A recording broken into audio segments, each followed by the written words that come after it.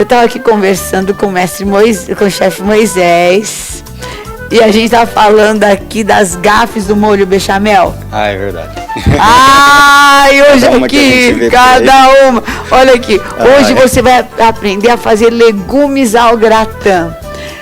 Nós temos aqui batata, couve-flor, brócolis, couve-flor, vagem, cebola, parmesão, azeitona verdinha, azeitona preta e champignon, cogumelo, como você queira chamar, né? Aqui a gente chama de champignon. O cogumelo Paris seria ele em estado fresco. A partir do momento que a gente... Tá em conserva.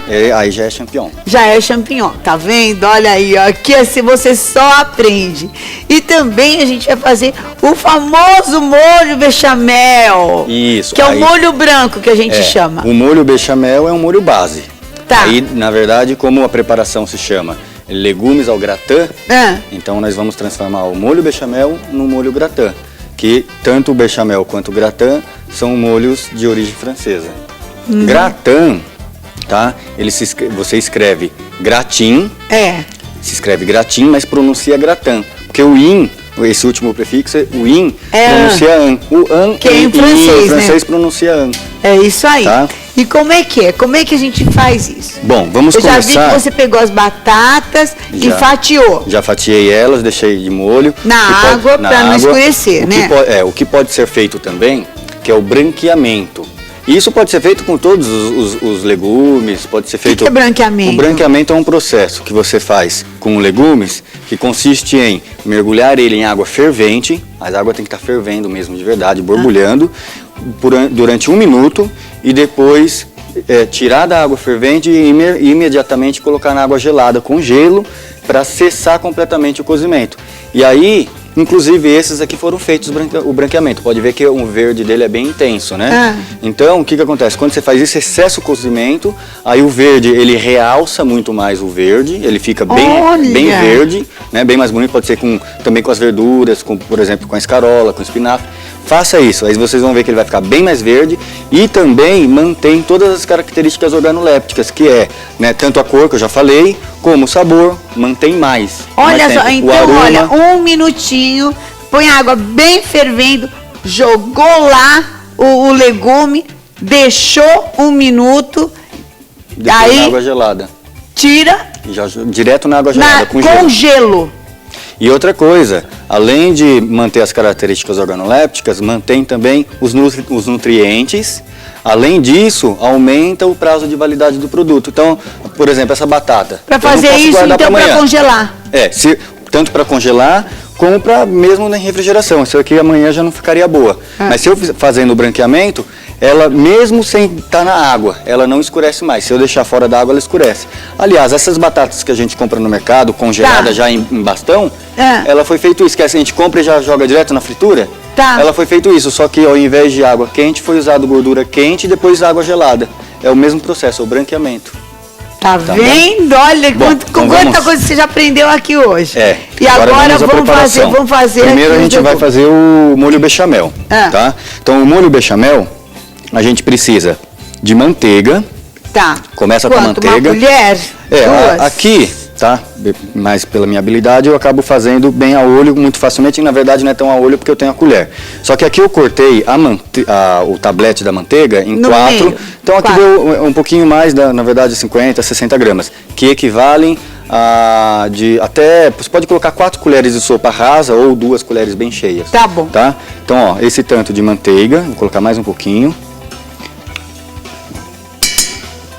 E aí, a mesma coisa a farinha de trigo. Ó, espera derreter? Vou deixar ela derreter. Aqui é que ela vai derreter rapidinho. E aí, aqui a mesma quantidade de farinha de trigo. 2 colheres bem cheias. Ó, de farinha de trigo. Tá? Farinha de trigo, não é maisena.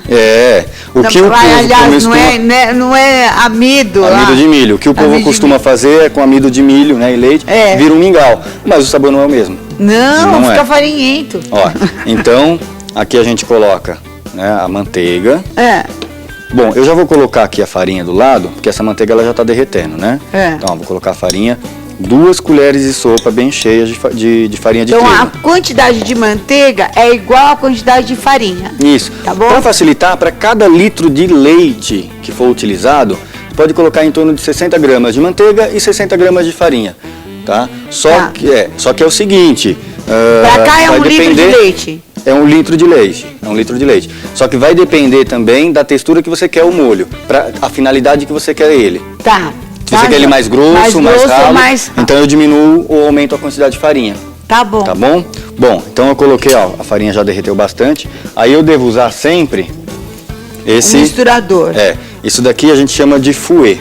Tá. Na cozinha francesa, aliás, na cozinha profissional a gente chama de fouet, é o nome correto. Aqui no Brasil, muitas vezes as pessoas não sabem o nome dele. E aí chamam de batedor de arame, batedor pera, mas é fouet, tá? Aí aqui a gente mistura, ó, já derreteu bem, então a gente mistura. Isso daqui que a gente está fazendo, tá? Se chama roux. Essa mistura aqui se chama roux. Então a gente faz o roux. O fouet você faz o roux. Olha, aqui você também está tendo aula de francês. Exatamente. Olha, essa foi no pacote, hein? É o roux. Aí se vocês quiserem anotar aí, né? Porque, às vezes, então se escreve R-O-U-X. Você fazendo a sua, aí olha, a sua lista de chá de cozinha. Então, daí você já vai pôr fouet. Fouet mesmo. Misturar bem o roux. Tá? Se escreve R-U-X, aí mistura bem, ele tem que cozinhar muito bem. Vou colocar até mais um pouquinho de farinha de trigo, ó, que aqui eu tô vendo que ele pode ficar um pouquinho mais grosso. Textura, né? Eu posso deixar um pouquinho mais grosso. Tá. Que eu quero deixar mais grosso, inclusive porque, como eu quero cozinhar bem, ou seja, desculpa, como eu quero que ele fique bem espesso, para quando ele for no forno ele fique mais compacto. Mais compacto. Agora, se você preferir ele mais molinho, tudo bem. Aí é de gosto. Tá? Aí é opcional. Tá. Uma dica muito importante, ó, aqui ele já está cozinhando, deixa eu afastar um pouquinho aqui. Então tem que cozinhar muito bem essa farinha, para ela não ficar, depois no final não ficar com gosto de farinha de trigo, tá? Então ele que fica é o molho farinhento. Você não fica com gosto... Eu posso ficar mexendo ou deixo? Não, na verdade eu gosto de deixar um pouquinho parado nesse momento, assim, ó. Tá. Que daí ele vai cozinhando. Aí se necessário eu vejo que tá pegando muito, que pode grudar, aí eu mexo. Aí eu dou uma mexida. Aí eu mexo de vez em quando, não precisa direto. Só pra saber como é. A textura, né? A textura. Mas é importante, é verdade. Né? Tem que sentir a textura, sentir o sabor. Que aquele negócio é a mão da pessoa que é boa, porque ela sabe qual que é a textura. Exatamente. Aí, ó, ela já cozinhou bem. Já. Aqui, na verdade, também a gente pode deixar cozinhar de acordo com o gosto, a quantidade. Por exemplo, ou assim, até também para que a gente tenha uma tonalidade diferente. Aqui eu aumentei agora, né? Para acelerar um pouquinho. A tonalidade. Se eu deixo mais tempo essa farinha cozinhando, vai dourando mais. Tá. E aí meu molho bechamel, o meu molho branco, ele vai ficando mais escuro. Ele pode ficar até uma cor de caramelo. Aí vai depender da finalidade. De repente eu quero usar esse molho bechamel para uma preparação de uma carne. Aí eu posso deixar ele mais escuro. Pronto, mais escuro. Uma ave, sei lá. Mas aí é claro, ele é uma base. Se é para preparação de uma ave, de repente eu vou adicionar outros ingredientes que vai combinar com essa minha ave, com essa minha carne. Esse aqui é um molho base, então, gente. Exatamente. Olha aqui, ó, manteiga com farinha. Aí, ó, aqui já cozinhou bem. Agora eu vou tirar, tá? Lembrando que se eu quisesse deixar mais douradinho, eu deixaria. Aqui já tá bom. Aí eu tiro. Uma dica muito importante também é que não pode estar muito quente esse. A gente não tem muito tempo também para deixar esfriar, mas eu já deixei o leite esfriando, porque se os dois estiverem quentes, na hora que colocar vai empelotar de uma vez. Ai. Olha por que o teu molho empelota. Exatamente. Então tem que deixar dar uma esfriada, tá? Ó, deixa esfriar bem, certo? Aqui ele até demora mais ainda para esfriar, porque essa panela tem um fundo bem grosso. Então demora mais ainda para esfriar. Mas aí eu já deixei o leite esfriando bastante. E agora eu vou adicionar o leite. Antes de adicionar o leite, deixa eu explicar o que eu fiz com o leite. Aqui no leite eu coloquei o leite para cozinhar com a cebola piquê. O que é a cebola piquê? Eu pego a cebola, faço um corte, tá? No sentido do comprimento. E aqui eu adiciono a folhinha de louro. Ó. Olha, isso daqui é principalmente para os chefes de cozinha ou para os cozinheiros aí, de plantão. O que acontece? Isso aqui vai facilitar a vida do chefe, vai facilitar a vida do cozinheiro-chefe. Por quê? porque você vai deixar vários já desse pronto, assim como o buquê garni que eu fiz outro dia, né, que eu comentei outro dia, você vai deixar vários desse pronto já na geladeira. Então o chefe ele não tem a preocupação de sair correndo atrás da cebola para descascar, atrás do cravo e atrás da folha de louro para colocar nos molhos dele. Então já deixa isso aqui pronto, inclusive também ele coloca lá, cozinha o que deve ser cozido e depois ele tira muito mais facilmente, ele não precisa ficar se preocupando tanto em peneirar, porque daí ele tira a peça toda, não precisa ficar procurando os cravo já que tá. A folha, aí vem aqui e coloca no leite para ferver, vira esse para baixo e deixa assim dentro do leite para cozinhar. Olha, gente! E aí deixa o leite cozinhando, borbulhando ali, abaixa o fogo um pouquinho, deixa ele borbulhando ali para adquirir sabor. Esse daqui vai dar um sabor assim muito diferente no molho bechamel. Olha tá? só! Bom, então esse daqui eu fiz Nada no meu... como saber, né? eu fiz aqui, ó. Inclusive tá aqui dentro, ó. Ó, tá vendo? Tá vendo? Eu fiz no meu leite. Agora já deu tempo de esfriar aqui o meu roux. Então eu vou adicionando, ó. E vai mexendo. Tá vendo que ele não tem risco de empelotar? Aí agora eu vou mexendo. Presta aqui. Ó. Mexe rigorosamente para ele quebrar tudinho. Tá. O ideal é mexer com o fouet, porque o fouet ele quebra as partículas. Mesmo. Ele quebra bem, ó. Tanto de plástico como de alumínio. Também é bom ter uma espátula dessa de silicone, porque a tendência, quando o fouet não é muito pequenininho, se fosse pequenininho dava para raspar lá no cantinho. A tendência é grudar aqui, ó. Ó esse que grudou.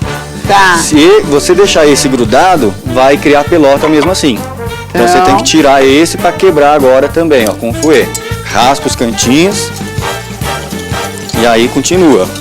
Mexendo rigorosamente, olha, quebrando todas as partículas. Ó, então o fundo da panela não tem mais nada grudado, tá vendo? Não. Ó, então agora eu boto pro fogo. Então não corre risco de empelotar. Agora o problema é quando a pessoa, além de estar com o roux quente, tá com leite quente, joga, não tira de cima do fogo, joga o leite e ainda não tem uma espátula dessa para raspar a beiradinha. Pronto, empelota tudo. Empelota tudo. Horror. Ó, agora mexe bem. Ele já tá engrossando, ó. Tá? Ó.